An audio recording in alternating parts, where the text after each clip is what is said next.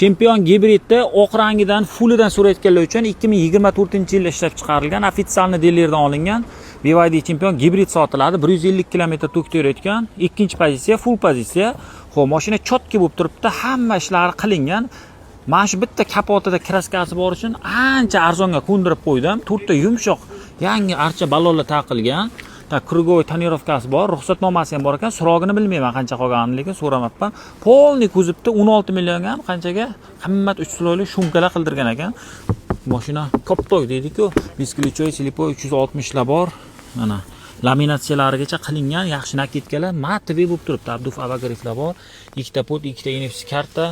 Ruscha, o'zbekcha tekstlari bor, katta monitor, 33 ming qancha bo'lib yurgan, probegi ham zo'r ekan. Aytganimdek, umuman kami yo'q. Hozir salonda 396 million 33 mingdan oshiq turibdi. 33 ming atrofida. Xo'p, mashina narxi srochniga 24700 ga ko'ndirib qo'ydim, bosib oringlar.